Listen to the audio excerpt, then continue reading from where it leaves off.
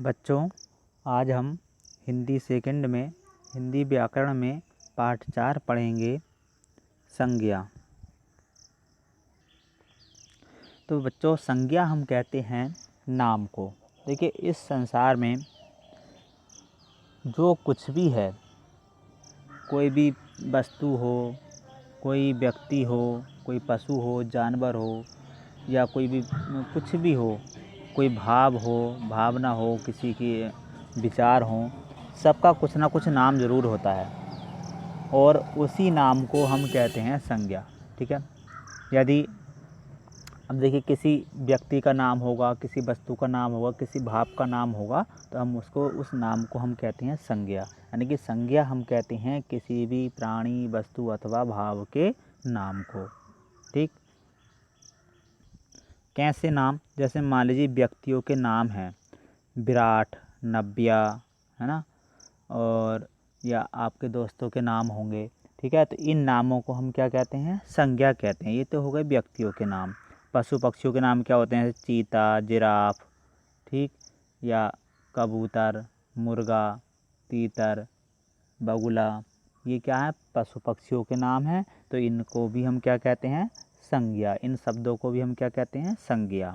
स्थानों के नाम हैं, जैसे स्थान कहते हैं जगह, जैसे दिल्ली, बहाई मंदिर, इंडिया गेट, लाल किला, करोल बाग, मुरादाबाद, डिलारी, ये जो नाम होते हैं स्थानों के नाम, तो स्थानों के नाम को भी हम क्या कहते हैं?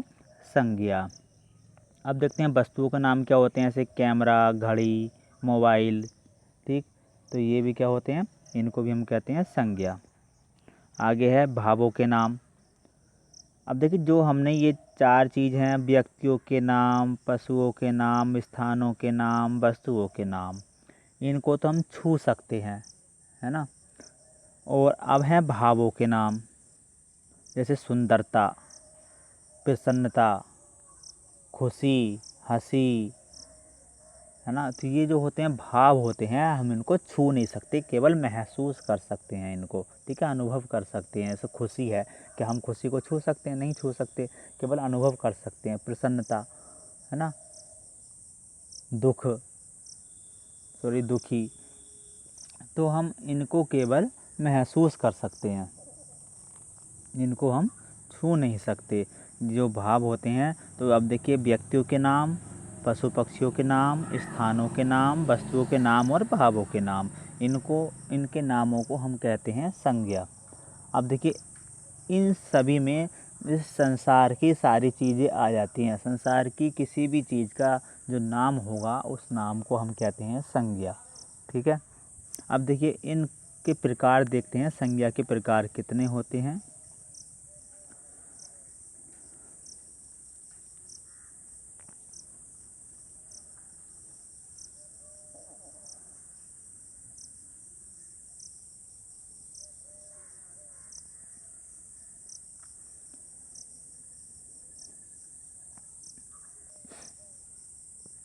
संज्ञा के भेद।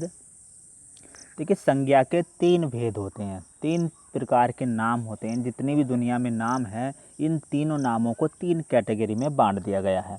ठीक है। 3 जगह इनको बांट दिया गया है। एक व्यक्तियों के नाम, ठीक है, जो व्यक्तियों के नाम हैं उनको एक जगह बांट दिया गया, जो व्यक्तियों के पर्सनल नाम हैं। जैसे तुम्हारे दोस्तों के सबके अलग अलग नाम है, तुम्हारा अलग नाम है, तुम्हारे मम्मी पापा, तुम्हारे घर में सबके अलग अलग नाम है। तो इन नामों को एक अलग कैटेगरी दे दी और उसको हमने कह दिया क्या? व्यक्तिवाचक संज्ञा। ठीक है। क्या कह दिया? व्यक्तिवाचक संज्ञा। ठीक है। एक तो ये हो गया प्रकार संज्ञा का पहला, व्यक्तिवाचक संज्ञा।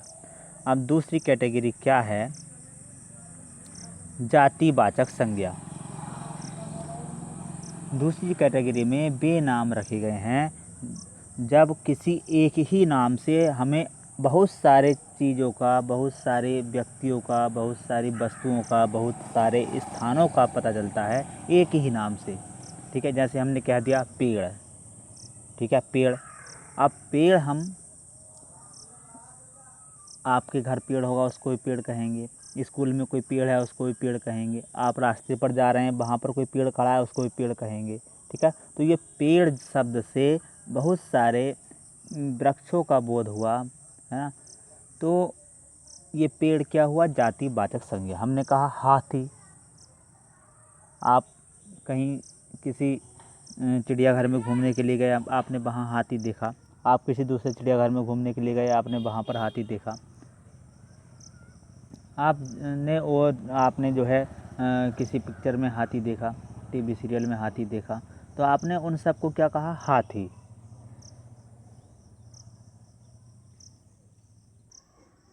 तीसरा है भाववाचक संज्ञा। ठीक है, जितने भी भावों के नाम होते हैं वो सभी भाववाचक संज्ञा में रखे गए हैं। तो 3 जगह हमने दुनिया के जितने भी नाम हैं उन सभी नामों को हमने 3 जगह बांट दिया, व्यक्तिवाचक संज्ञा, जातिवाचक संज्ञा और भाववाचक संज्ञा। ठीक है, पहला है, देखिए व्यक्तिवाचक संज्ञा। अभी बताया आपको, किसी विशेष व्यक्ति, वस्तु, स्थान के नाम को व्यक्तिवाचक संज्ञा कहते हैं। किसी का जो पर्सनली नाम होता है, विशेष नाम होता है, उसको हम कहते हैं व्यक्तिवाचक संज्ञा। ठीक है, जैसे किसी व्यक्ति का नाम है क्या, महेंद्र सिंह धोनी। ठीक, तो ये एक पर्सनल नाम हो गया इनका। और किसी वस्तु, जैसे कोई पुस्तक है उसका नाम है गीता, अगर हम कहेंगे पुस्तक तब तो जातिवाचक संज्ञा में आ जाएगा। लेकिन यदि उसका जो नाम है, पुस्तक कौन सी है, गीता की पुस्तक है, तो गीता जो शब्द होगा ये व्यक्तिवाचक संज्ञा में आएगा। किसी स्थान का नाम, जैसे हमने कह दिया शहर, तो शहर से तो बहुत सारे शहरों का बोध हुआ, पता नाम तो जातिवाचक में आएगा। लेकिन हमने यदि कह दिया जैसे कि मुरादाबाद, अलग शहर का पर्सनल नाम हो गया, तो ये व्यक्तिवाचक में आ जाएगा। ठीक है, अब जैसे लाल किला एक स्थान का नाम है, तो ये भी व्यक्तिवाचक होगा।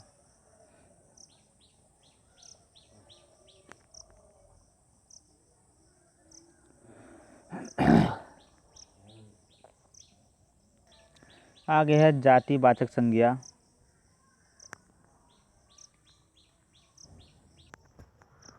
दूसरा है जातिवाचक संज्ञा। किसी व्यक्ति, प्राणी, वस्तु, स्थान की संपूर्ण जाति को प्रकट करने वाले नाम को जातिवाचक संज्ञा कहते हैं। जातिवाचक संज्ञा में वे नाम आते हैं जिससे किसी व्यक्ति, प्राणी, वस्तु और स्थान की संपूर्ण जाति का बोध हो, एक तरह के सभी चीज़ों का, सभी प्राणियों का बोध हो जाए। जैसे कि हमने कहा बालक, तो बालक से, मान लीजिए कक्षा में हमने किसी से कहा बालक, तो बालक शब्द से जो बोध होता है कक्षा के सभी बालकों का बोध होता है। ठीक है, जैसे कि जो आपके पास बैठा होगा वो भी बालक है, आप भी बालक हो। ठीक, तो ये हमने कहा मेज। ठीक है, जैसे कि मेज कहा हमने, जो आपकी कक्षा में 5B में पढ़ी है मेज, इसको भी मेज कहेंगे। दूसरी कक्षा में पढ़ी हुई है उसको भी मेज कहेंगे। तो मेज शब्द से भी बहुत सारी वस्तुओं का बोध होता है। यानी कि एक नाम से जब हम बहुत सारी चीज़ों को बुलाने लगें तो उस नाम को कहते हैं जातिवाचक संज्ञा। जब हम एक नाम से अनेक चीज़ों को संबोधित करें तो उस नाम को जातिवाचक संज्ञा के अंतर्गत लेते हैं। ठीक है, जैसे है पुस्तक। ठीक, आपके पास भी पुस्तक है, आपके दूसरे मित्र हैं उनके पास भी पुस्तक है, उसको भी आप पुस्तक कहेंगे, किसी और के पास है उसको भी पुस्तक कहेंगे। तो ऐसा तो नहीं है कि अपने को पुस्तक कहा है ना, और दूसरे की जो पुस्तक है उसको पुस्तक नहीं कहोगे, आप और कुछ कहोगे, उसको भी पुस्तक कहोगे। तो पुस्तक से अनेक एक पुस्तक का जो समूह है उसका बोध होता है, उसकी पूरी जाति का पता चलता है। तो इसको हम कहते हैं जातिवाचक संज्ञा। लड़की, ठीक है, तो लड़की, ऐसा तो नहीं है एक ही लड़की है दुनिया के अंदर, बहुत सारी हैं। तो वो लड़कियों की जाति का बोध हुआ तो हम इसको कहते हैं जातिवाचक संज्ञा। कुत्ता, ठीक है, कुत्ता शब्द से अनेक कुत्तों का बोध होता है, इसलिए इसको भी जातिवाचक संज्ञा में लेंगे। आगे है भाववाचक संज्ञा। किसी व्यक्ति, प्राणी, वस्तु या स्थान के गुण दोषों, गुण, दोष, दशा आदि को प्रकट करने वाले नामों को भाववाचक संज्ञा कहते हैं। गुण, दोष, दशाओं और अवस्था का बोध कराने वाले जो शब्द होते हैं उनको हम कहते हैं भाववाचक संज्ञा। ठीक है, हम इनको छू नहीं सकते। जो व्यक्तिवाचक संज्ञा होती हैं, जातिवाचक संज्ञा होती हैं, उनको हम छू सकते हैं, लेकिन जो भाववाचक संज्ञा होती हैं उनको हम छू नहीं सकते। जैसे कि हरियाली, ठीक। और खुशी, गर्मी, ये क्या है, भाववाचक संज्ञा है। जैसे गर्मी हो रही है, हाँ हम कहेंगे गर्मी, गर्मी मतलब गर्मी का अनुभव कर रहे हैं हम। हरियाली है, हरियाली का हम देखिए अनुभव करते हैं, हमें हरियाली अच्छी लग रही है ना, उसका हम अनुभव कर रहे हैं।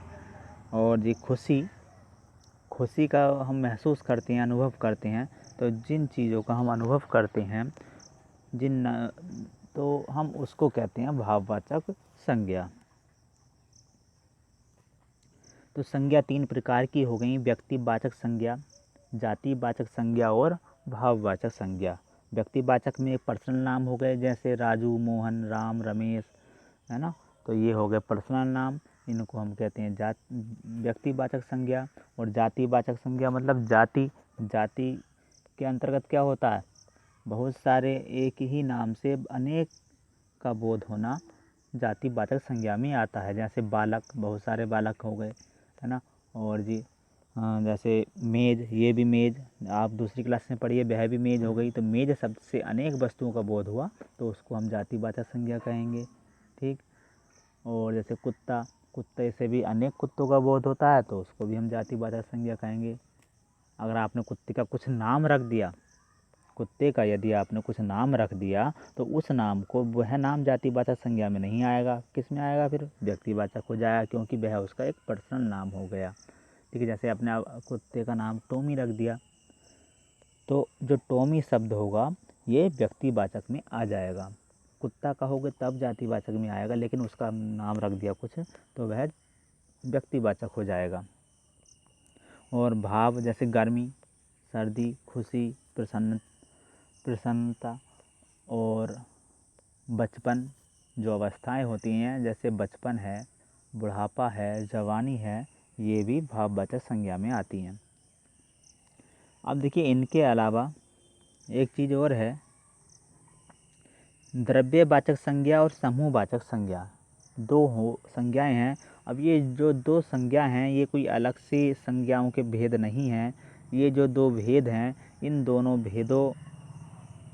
ये दोनों भेद हैं जातिवाचक संज्ञा के ही, ठीक है। जातिवाचक संज्ञा के ही दो भेद हैं, जैसे कि जो लिक्विड पदार्थ होते हैं, तरल पदार्थ होते हैं, और जो धातुएं होती हैं, मेटल्स, जैसे कि लोहा, सोना, कोयला, और जी जो जैसे कि पेट्रोल लिक्विड में आता है, और दूध, घी, तेल, ये चीज़ जो होती हैं, इनको हम कहते हैं द्रव्यवाचक संज्ञा, ठीक है। इनको कहते हैं द्रव्यवाचक संज्ञा, ये नाम जो आते हैं द्रव्यवाचक संज्ञा में आते हैं। और कुछ होते हैं समूहवाचक संज्ञा, जिनसे ग्रुप का बोध होता है, एक ग्रुप का बोध हो, उसको हम कहते हैं समूहवाचक संज्ञा। जैसे गुच्छा, किसका, अंगूर का एक गुच्छा होता है, उसमें बहुत सारे अंगूर होते हैं, उसका एक ग्रुप बन गया, एक समूह हो गया, ठीक है। और कक्षा, कक्षा में एक समूह हो गया, भीड़ इकट्ठा हो गई बहुत सारे बच्चों की एक जगह, उनका ग्रुप बन गया, तो उसको हम कहेंगे समूहवाचक संज्ञा, समूह बन गया ना। और भीड़, गड्डी, जैसे नोटों की गड्डी है, गड्डी एक नोटों का समूह हो गया, तो उसको भी हम समूहवाचक संज्ञा में कहेंगे। मंडली, सेना, दल, टोली, ये सभी समूहवाचक संज्ञा होते हैं, ठीक है। द्रव्यवाचक संज्ञा में कौन से हो गए, जैसे सोना, चांदी, दूध, तेल, धातुएं और तरल पदार्थ, किस में आएंगी, द्रव्यवाचक संज्ञा में। और जिनसे समूह का बोध होता है, ग्रुप का बोध होता है, वो समूहवाचक संज्ञा में।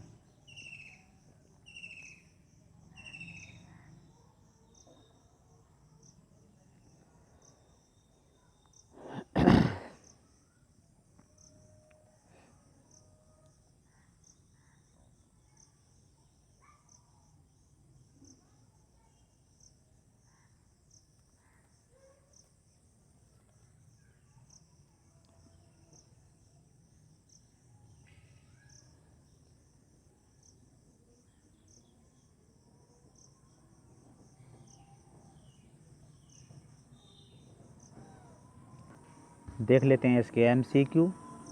संज्ञा किनके नाम होते हैं। पहला MCQ है, संज्ञा किनके नाम होते हैं, व्यक्ति वस्तु के, प्राणी स्थान के, इन सब के।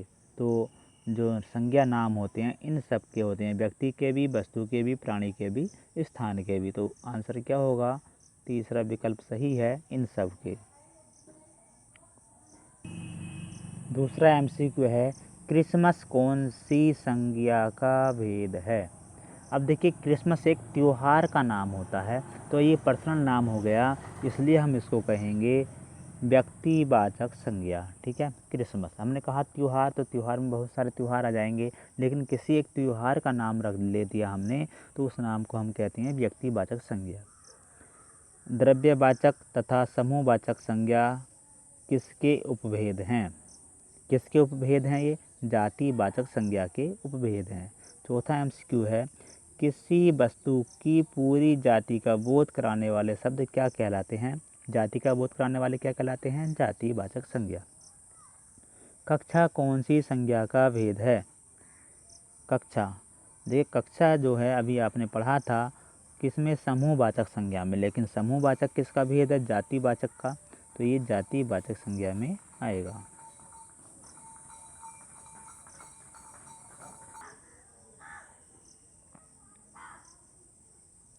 भाववाचक संज्ञा किसी विशेष नाम का बोध कराती है। बिल्कुल गलत है ये तो। भाववाचक संज्ञा भाव का बोध कराती है, विशेष नाम का बोध कौन कराता है? व्यक्तिवाचक संज्ञा। संज्ञा के 4 भेद हैं, ये भी गलत है। संज्ञा के 3 भेद होते हैं। भाववाचक संज्ञा को देखा जा सकता है,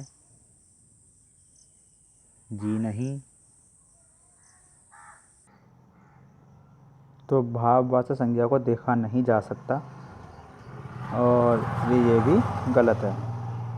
और चौथा है, जातिवाचक संज्ञा किसी वर्ग या जाति के नाम का बोध कराती है। ठीक है, तो शुरू के तीनों गलत हैं और लास्ट का ठीक है।